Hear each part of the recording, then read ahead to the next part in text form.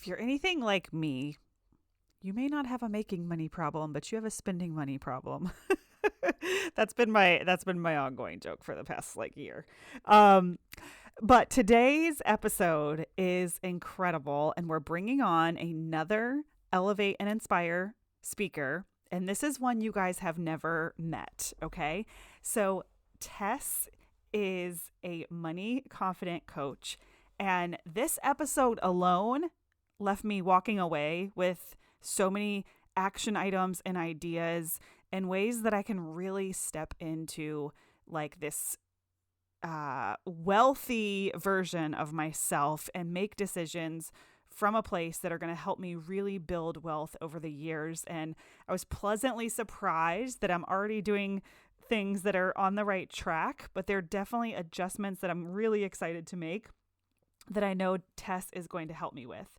So if you guys have never met Tess Waresmith, she's an investing educator and founder of Wealth with Tess, and that's wealthwithtess.com, a financial education community that helps women learn how to grow their money using simple investing strategies that they can retire comfortably and live on their own terms. After losing thousands in investing mistakes during her 20s, Tess learned everything she could about wealth building and used investing to build her net worth from 0 to 1 million as a single 35-year-old woman. Tess has recently been featured as an investing expert on Business Insider and CNBC and has built her following to over 75K on social media. The best part about Tess is you just feel safe. You don't feel judged. She's really, really passionate about helping women, specifically business owners, with their wealth. You guys are going to love this. And obviously, you need to get your ticket to Elevate and Inspire, elizabethhenson.co/event. Tess will be there. She is one of our keynote speakers. I'm so excited for you guys to meet her and spend some time with her. So let's go ahead and dive in because this episode is a good one. Welcome back to the Messy Success Podcast. I'm your host, Elizabeth Henson. I help creative business owners and artists build communities around your brand so that business is easy and profitable. When you stay in action, yes, I mean even messy action, only good things happen. We are always learning, and when we can get just as excited about the lessons as the results, magic happens. I've helped million-dollar companies with their marketing, but my mission in this world is to help you step into the best possible version of yourself so you can create your dream business too. We believe in community and people over strategies and tactics. Our theme here at the Messy Success Podcast is the 1% adventure, where we're focusing on getting 1% better every single day. I want you to color outside the lines and embrace the messy journey to take daily action towards your goals. If you've noticed a plateau in your business, we've created a very quick quiz where you can find out your next best move. Head over to elizabethhenson.co/next to find out. Now let's get started.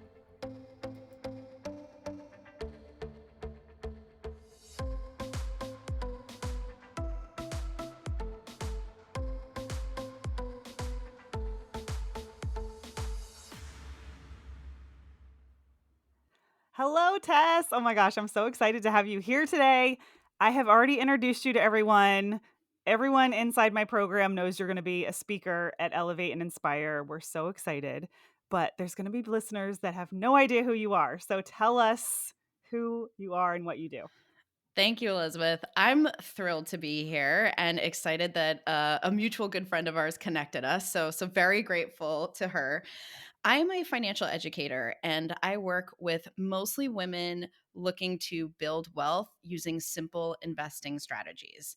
And I also try to demystify investing because I know that investing, you might already be a little bit nervous because I just said investing. So my goal is to help women build wealth using super simple, digestible, and actionable education, but also to create judgment free spaces because most of us have so much money trauma and so much money baggage, and we are constantly being influenced culturally by different complex money messages. And so, my goal is to demystify all of that and help women realize that making money is just the first step to wealth building. The next step is making sure that money is working for you. And the reality is, a lot of the investing concepts I teach are way simpler than women think they are going to be. So I have the best job in the world because I get to teach people that this way you can actually build wealth is easier than you think. And I do that through online programs and speaking, and it's just a joy. I feel so grateful to be able to do what I do. Oh my gosh, I love it. I'm like, I already know I'm gonna have a million questions. And I love that you lead with judgment free because I feel like anytime there's money conversations, it's like, oh God, is everyone gonna know that like I got debt or I'm paying off whatever? But how did you like get into this field? So what did that look like for you? Is this what you've always known you wanted to do? Did you stumble upon it? Did you read a lot of books? Tell us the story.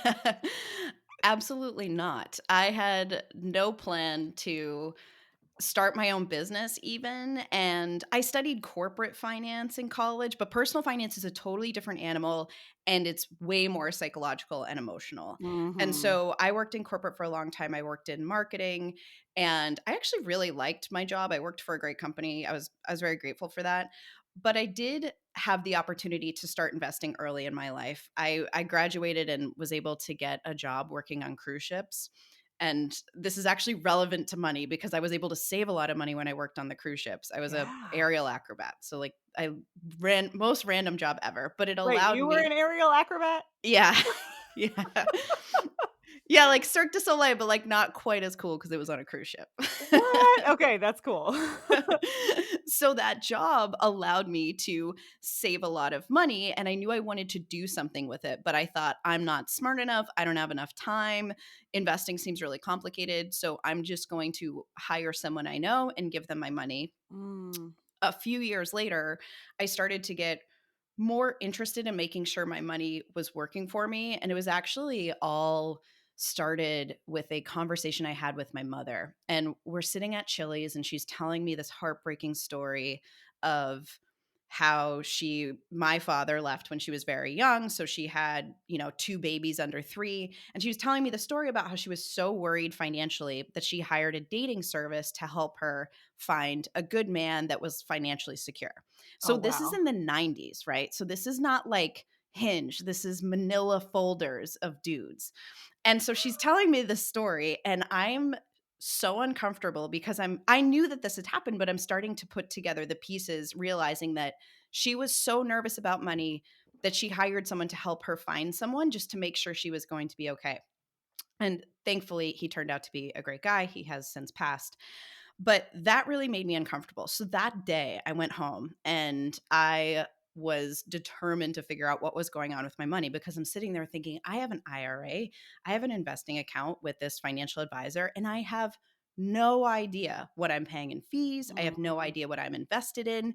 And that realization made me very uncomfortable. And so that was the catalyst for me. So that was about 10 years ago. I started reading everything I could. I talked to anyone that would let me ask them questions. So I would meet rich people and straight up be like, "How do you make money? like, like, I like, love how it. have you built wealth?" Pro tip: ask people. They want to talk about themselves. So I got a lot of information that way. But one of the themes that kept coming up is that the best investing strategies are actually really simple. And most people are capable of doing it on their own and not paying astronomical fees, but we have so much baggage when it comes to money and so many limiting beliefs that hold us back from even trying. And Mm. so I kept getting that message. And then I thought, I have to do something about this. Like, I feel morally obligated to help other women realize that not only are they capable of investing, but it's critical for your security and your safety. And I started teaching my friends. And honestly, that's how my business started. I sent an email out to my friends and I was like, some of you might be getting screwed over and I'm mad about it. Can I teach you the Yes. basics of investing? And now would you say, like, that kinda that red flag, are you kind of referencing, like, financial advisors? Like, not all of them are great? Not to make an assumptions there, but I've always had this hesitation with working with financial advisors. Uh, Probably for just, like, one negative experience I had in a conversation, or my sister-in-law going to see one and coming home just, like, feeling completely defeated, like her business could never be successful because she needed to make X amount of money to even, like, you know, I don't know. So, yeah, is that kind of one of the red flags that you're referring to, is, like, financial advisors that have fees and then you don't even know what's going on? 100%. And the unfortunate reality now that I've been in this business for a while is that there are some good advisors out there, but they're few and far between. And the current most popular business model is that they charge you a fee. So they charge you a percent of your assets. And a lot of times it's 1% or 1.5%. And that, by the way, usually doesn't include all of the actual fees. So that's just the top fees that you're paying them. There's other fees included in whatever the investing strategy they choose on your behalf. Mhm. But the model itself is broken, and 1% sounds really innocuous, but when you start to do the math, you real and not like actual math. I'm allergic to math, by the way. So if you're Oh my like god, I thinking love that. if you're thinking like, "Oh, I can't I'm not good at money, I'm not good at math," like I'm gonna gently, lovingly call BS on that because there's calculators for everything and a lot of it's quite simple. If you can add and subtract, you can be good with money. Yeah, yeah. But I I know digress. 1%, I know what that is. Yeah, yeah. But 1% of your money, it doesn't really sound like a lot, but you have to realize that this 1% is compounded over and over and over again. And as your money grows and as you start to invest more, it can be significant to the point where when I did the math, I realized conservatively, I was probably going to pay this person over $500,000 Oh my god. for underperformance. Like by the time I retired, I would have paid $500,000 for something that I could have easily done myself. And so that was really the catalyst for me. They also sold me a financial product. And I meet a lot of women that this has happened to because these financial products are often easy to market, but very complex on the back end. And Mhm. so a lot of women end up in annuities or indexed whole life insurance policies that are so complicated that they sound good for you, but in reality, you're just paying crazy fees and investing your money using simple strategies. And I can talk about some of those simple things in just a moment is usually the best route for most people. Oh So my gosh. the one thing I would say is that I think your gut is accurate because based on I've worked with hundreds of women in my beginner investing program and a lot of them have a financial advisor and it's always like their cousin's brother or like their dad's guy Frank, you know what I mean? Like it's Yeah, always yeah. like somebody in the family.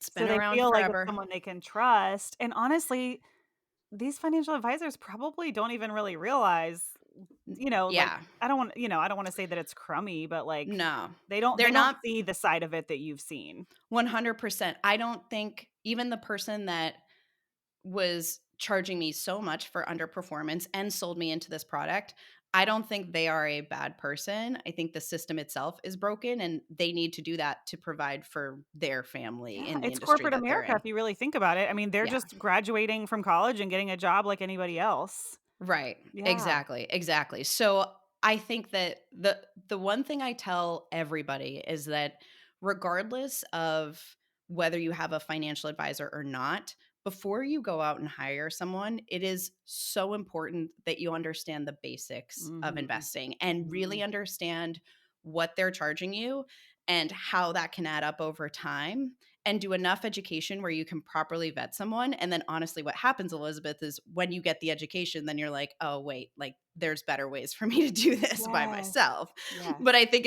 and so most of the women I work with, probably 95% of them manage their own investments, and many of them have walked away from a financial advisor.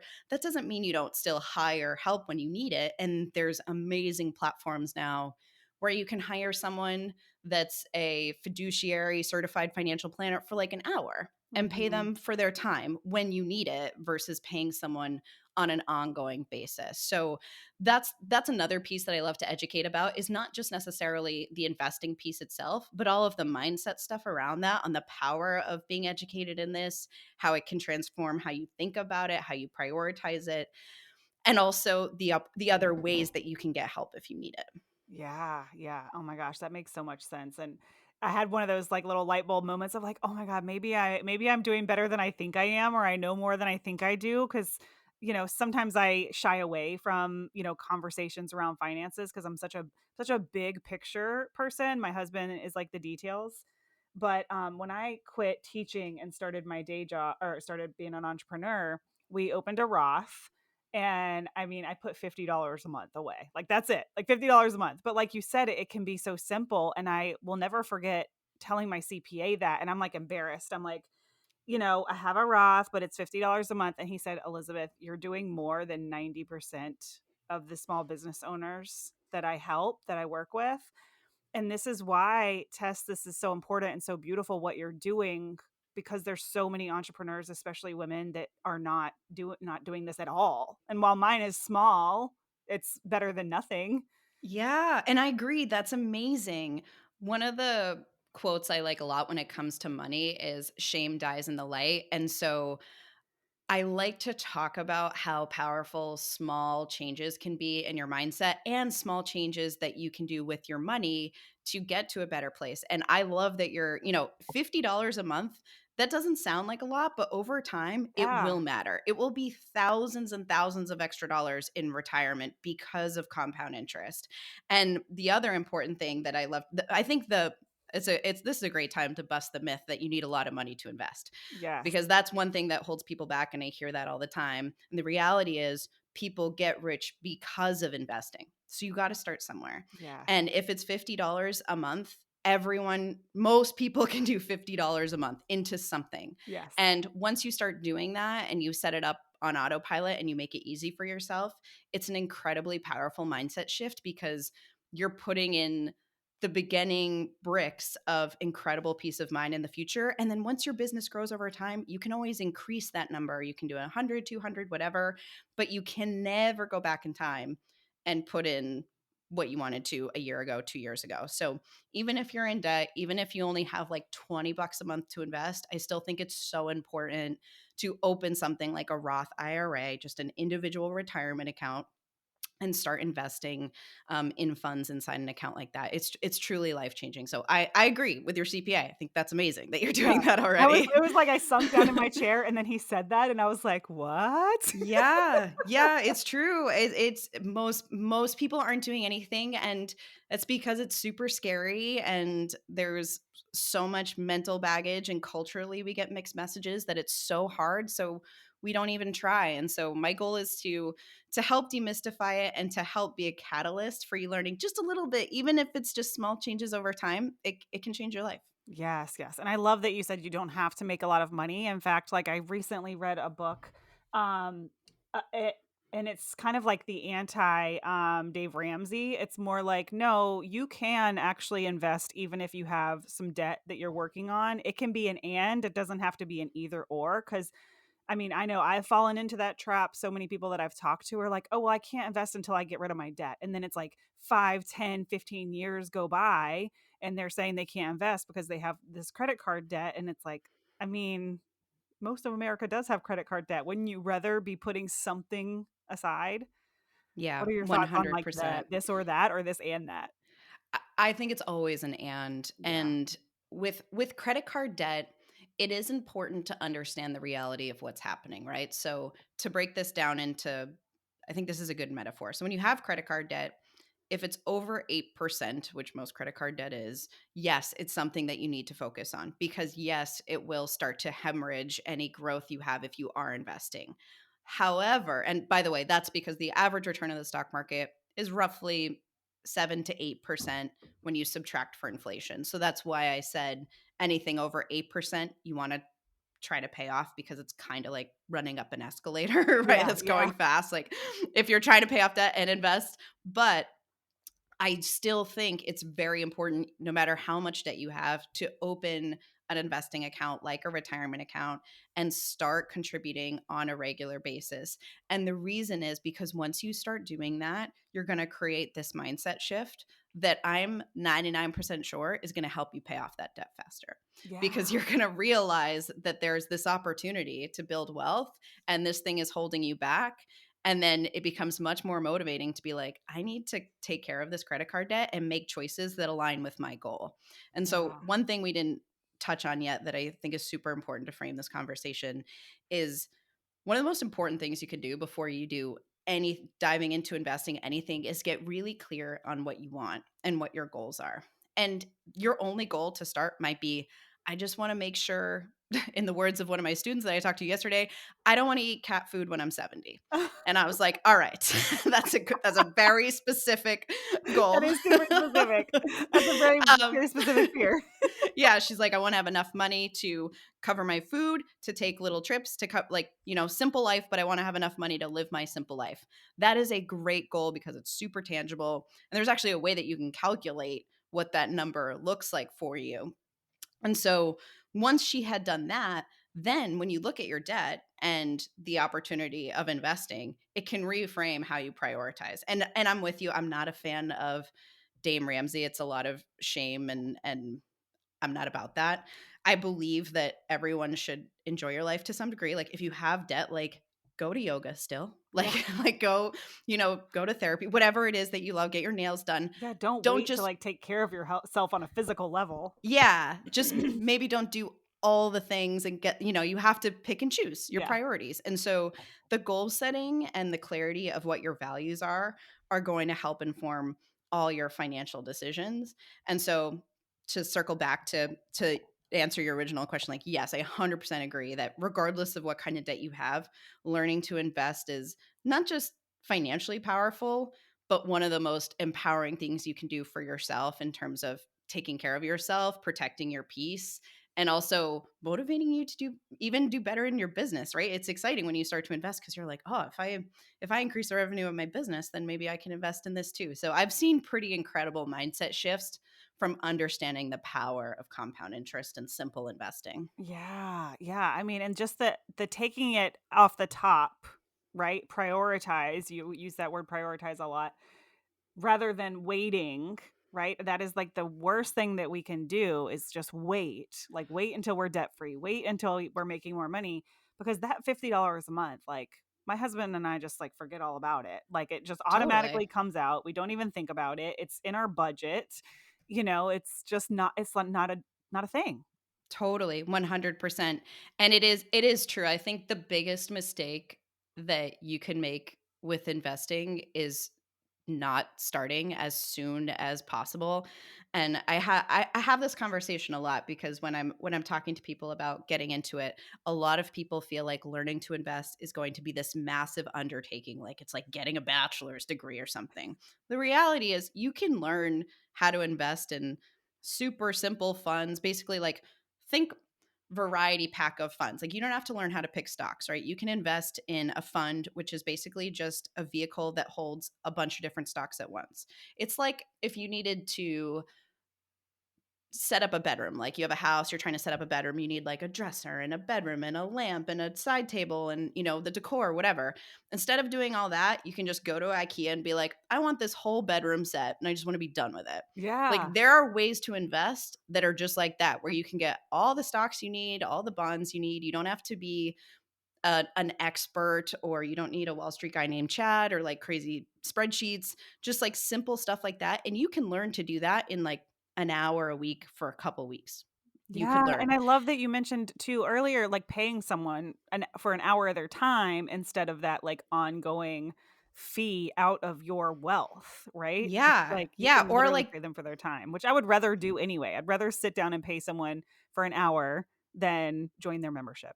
right. Yeah. And so that's one of the things I love about what I get to do, is because what I teach women is the foundation of like really everything to get started. So by the end of me working with women, they've opened up their own account. They're choosing their own simple IKEA bedroom all-in-one investments Is that an just to get ETF?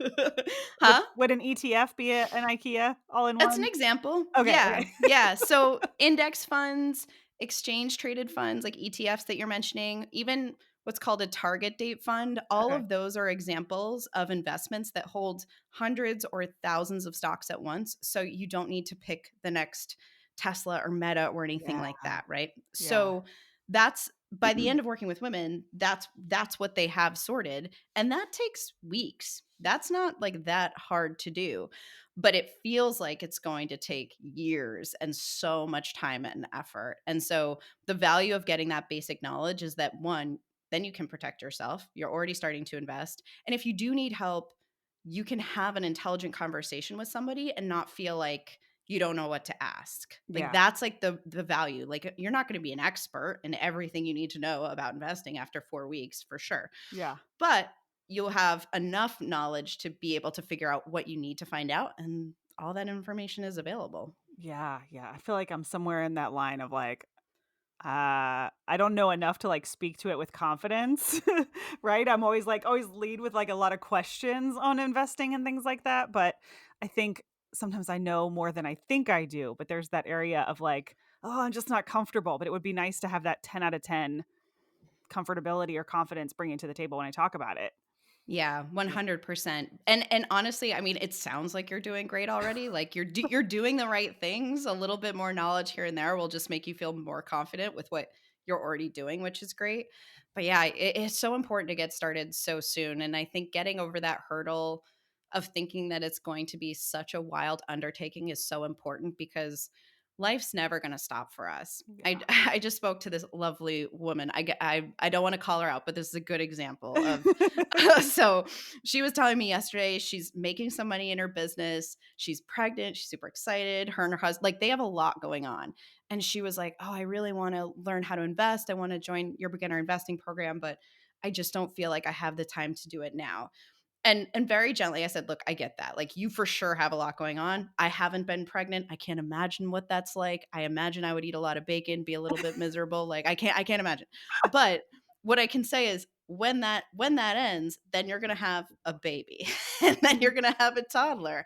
And then you're going to have a even more successful business. Like time's not going to wait for you, and the beautiful thing about taking control of your money and starting to make better financial decisions is that it really doesn't take that much time. You Yeah. know, half hour, hour a week for a couple weeks, you'll start to learn some things. And that's how I run my program. Most people block like half an hour or an hour.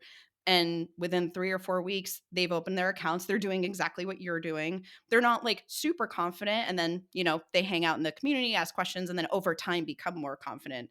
But the most important thing is just to start with whatever information you need to get you moving and actually making the implementations that you need to make. Yeah, I love that. Okay, I have a really good question for you that comes up with my husband and I a lot is like, how do we kind of plan for short term investing versus long term investing? So I feel like we're doing some of these things for the long term, but like, what if we want to buy a new car or we have to get a new roof?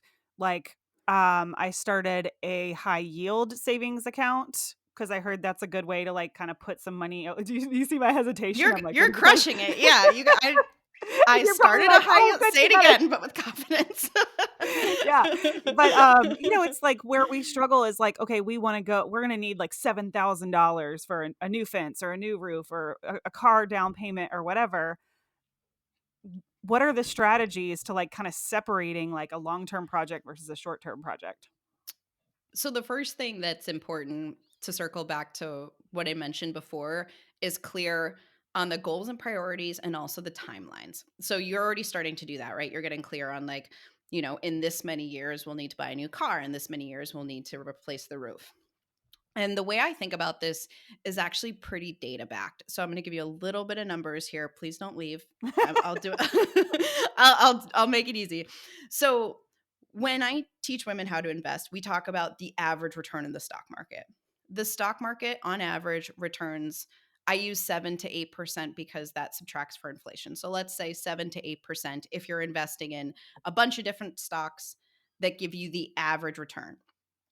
However, that 7, 8%, it's not linear. Last year, the market did 23%. The year before that, it was 24%. The year before that, it was down significantly. So that 7 to 8% doesn't happen every year, but over 5, 10, 15, 20 years, that's roughly what you can expect based on historical data. Yeah. So knowing that, if I knew for sure that I was going to buy something in the next 3 to 5 years or make a major purchase, I would be very hesitant to invest that money Mm, because the likelihood of a positive return after 5 years is like 90%. So, not 5 years out, personally, I feel comfortable taking that risk.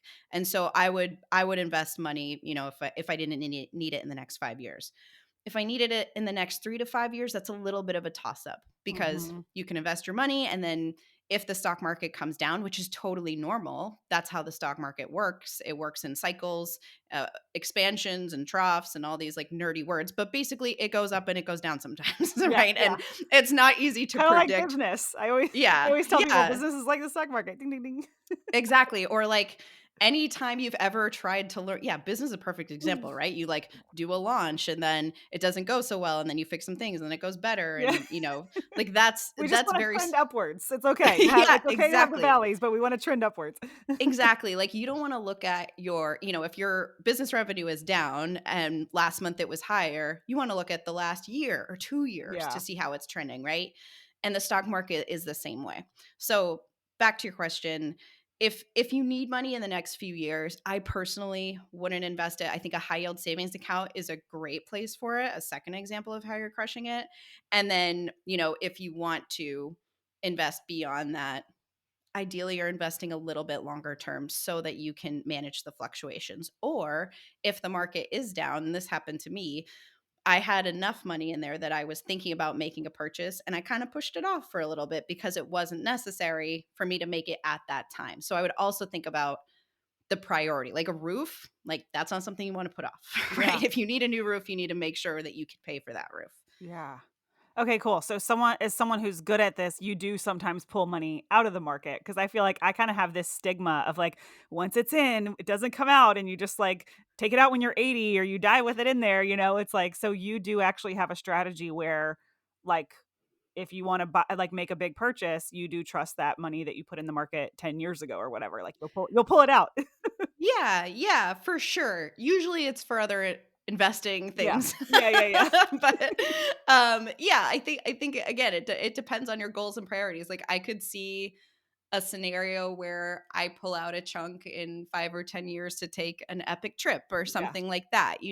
I do think your instinct is right. Like, yes, most of the time, the goal is to be investing and investing for the long term. And that's really how your money is going to grow. And that's that consistency and that compound interest. That's like to to bring this home, that's the real secret. Yeah. Like the real secret to investing is getting your mind to understand the power of consistency over time. It's not like choosing the right stocks or timing the market, none of that. It's so much simpler than that. Yeah. And so I agree with you that most of the time, especially if you're trying to catch up for retirement, you do want to plan to invest and leave that money in the stock market as long as possible. Yeah. But if you get to a spot where you feel pretty good about your retirement trajectory, then you can start to think about other ways to invest outside of that and in accounts that are more flexible. Whereas retirement accounts, you don't want to pull that money out until retirement, otherwise you'll pay fees. Yeah, yeah, yeah, true.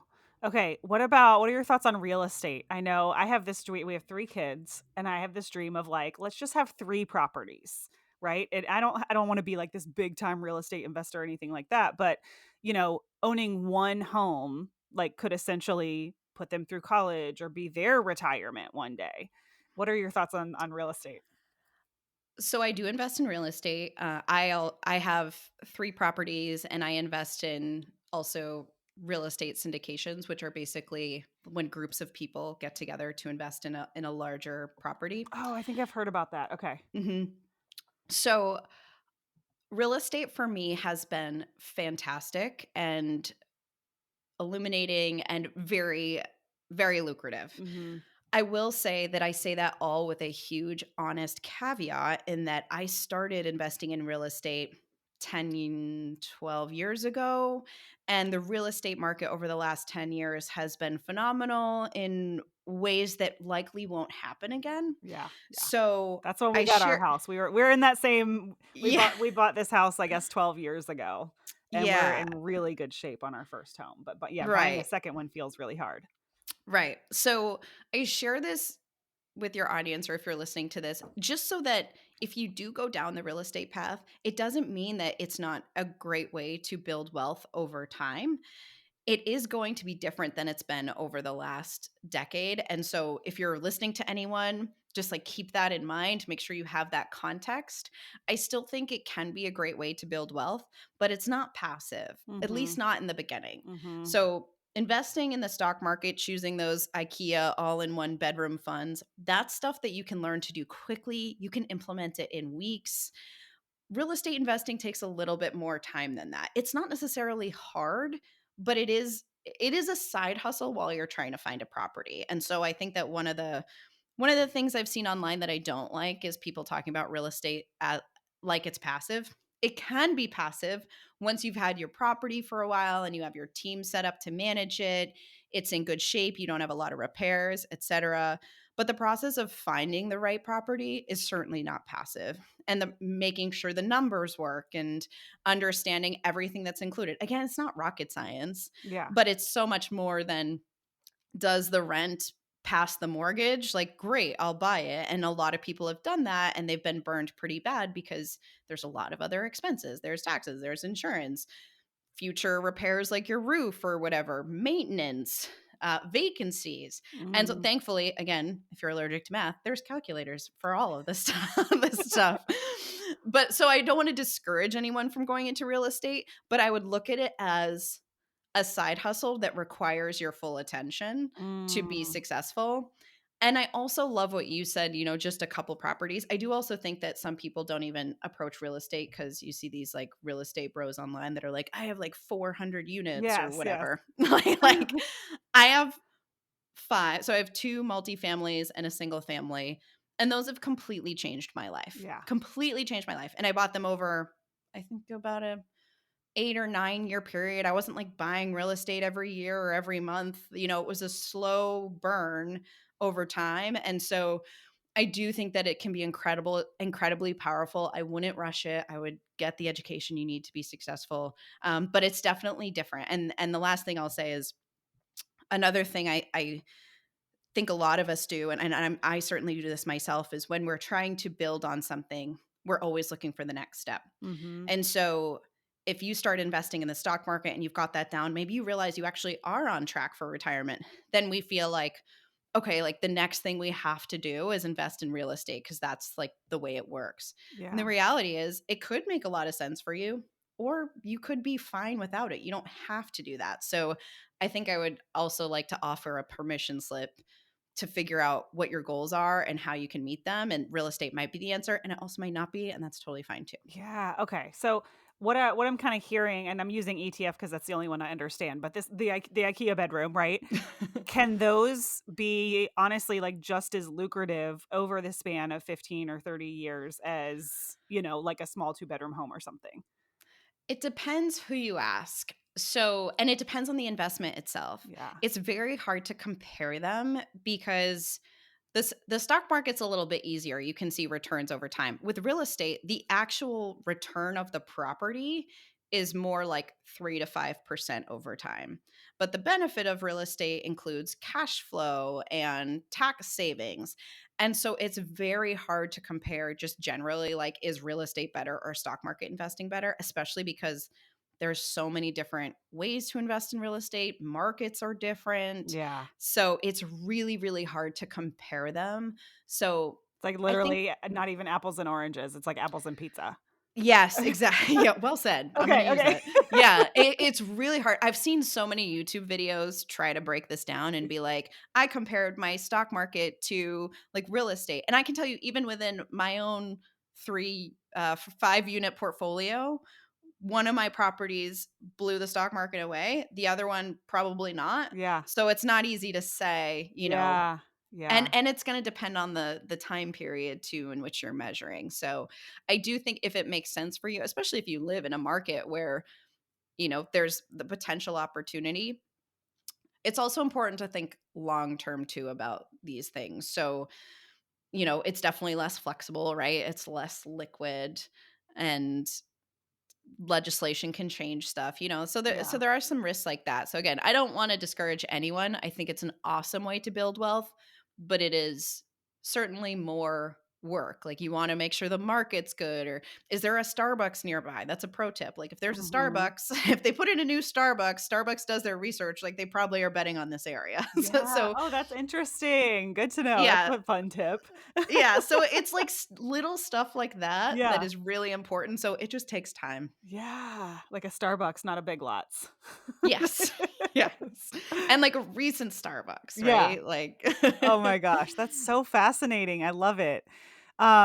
So we've like dabbled in the stocks, but we like kind of pick and choose. I've had some that have done really well and some that completely dissolved, which that kind of sucks when that happens. But I think overall it's just been like a good learning experience. My husband and I are just like kind of experimenting and seeing and um all the things. But see, like I said, I'm like, I don't know. I don't know what we're doing, but we're doing something.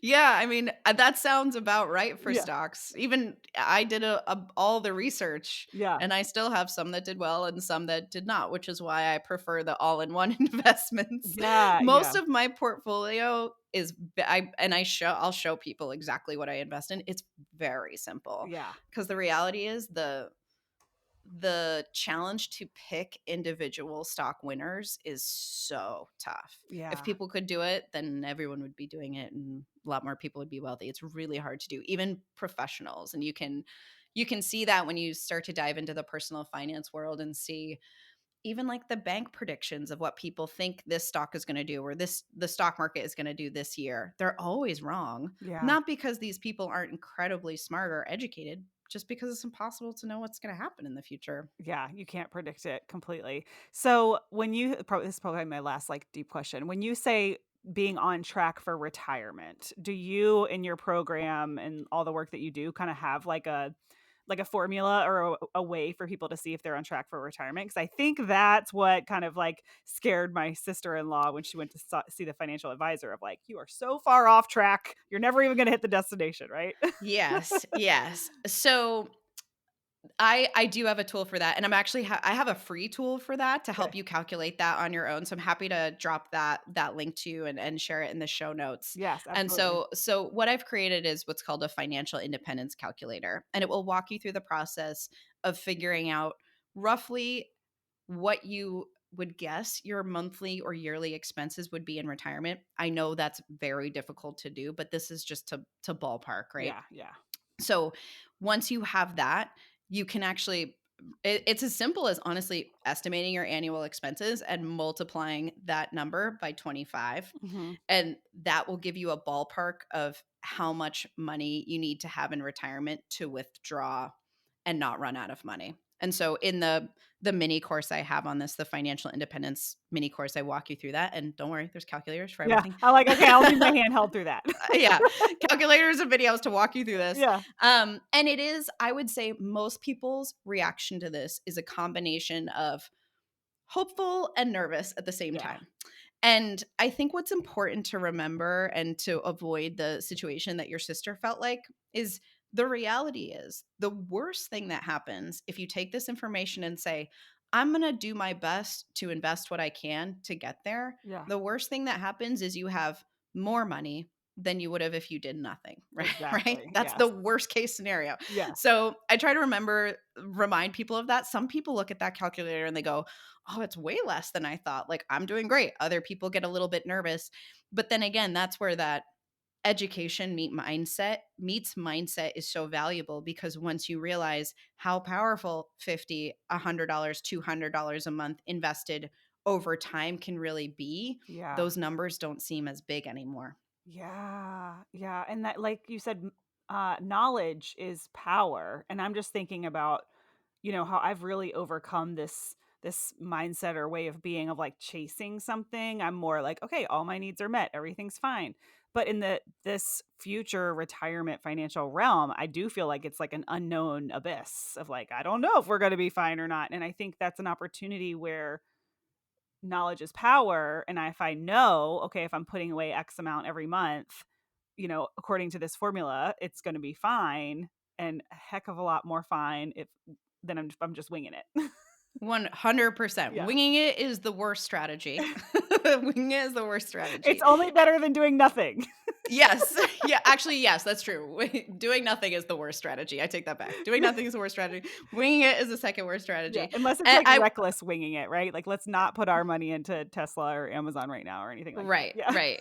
And, to that end, one of the exercises I like to do with my students is to really think through, like, your specific situation. Like, a lot of people are like, "Oh, my expenses right now are X amount." And I'm like, "Well, that yeah, you have 3 kids." Yeah, Like, yeah, you're not gonna have 3 kids when you're 70, and your house is gonna be paid off, you know? So, depending on that's not true for everybody, but really thinking through what that looks like for you in the future is important because one, I know there's a lot of myths that Social Security won't be around. My personal opinion is that I think it will be around in some way. yeah, Um, but it is valuable, obviously, to kind of plan against that and then also kind of assume that it's maybe not going to be a thing.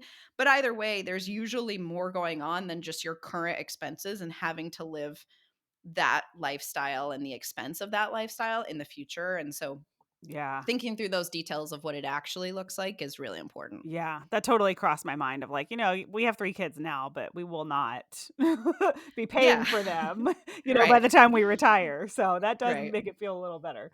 And yeah, we'll either be in a smaller house or our house will be paid off. My husband probably never ever wants to leave this house. There you go. Oh my gosh. Well, this was super helpful. Is there anything else any like red flags that people should look for? Anything else that you want to leave people with?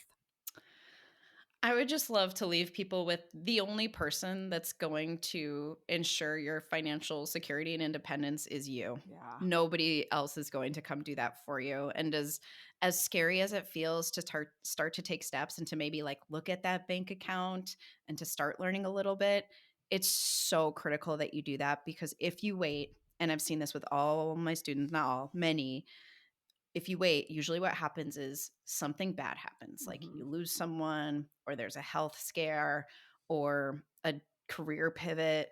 And then you're looking at it and you realize you wish you had done this 5 years ago. Yeah. So, so that inkling you have, hopefully after this episode, you're a little bit inspired, like that inkling you have to do something different. Please, please follow that because the number one regret is not focusing on this kind of Like, stuff not sooner. starting sooner, and I mean, I'm feeling some of that. I mean, I've been had my Roth for 10 years, but when I was in my 20s, I wish I had known some of the things I know now. My parents taught me about a savings account, but that's about it, right? And I knew stocks were a thing, but, like, I wasn't actually doing any of that, and I was working 2 jobs at one point in my 20s, making ridiculous money. Like, I've Yeah. saved up enough money to buy a car in, like, 90 days. I needed the car, so I have no and I got Wow. a practical car, but Yeah. it's like, man, if I had kept that going and then made another $5,000 in 90 days and put that away, but instead I was just like, being 24 and buying all Yeah. my friends dinner and Yeah. Yeah, it's tough. I mean, it is so tough, right? Shoulda, coulda, woulda. yeah. I will say the other thing related to this and the importance of starting soon, and this is something I hear all the time, is that people are afraid to lose money, but the reality is the cash that you're sitting on is decreasing in value at an alarming rate because of Yeah. inflation. Yeah. So, for so many reasons, it's so worth it even if you have debt to start doing this simply even if it's 50 bucks a month that's perfect. Yeah. It's just so important because that's always the regret is I wish I did it sooner. Yeah. And my husband gets fascinated because we use a budgeting tool called YNAB, and he can Mm. look back at our grocery budget. Like, he's the details guy, so I stay out of this, but he'll be like, "Oh my god, I can see back then we were spending $600 a month on groceries, and now it's like $2,400 a month." It's like, "Oh my god." Oof. Just inflation. I mean, we have the same number of kids. Of course, they grow and they eat more. There's some of that, but yeah, Yeah. I mean, it's Yeah. wild. Yeah. Yeah.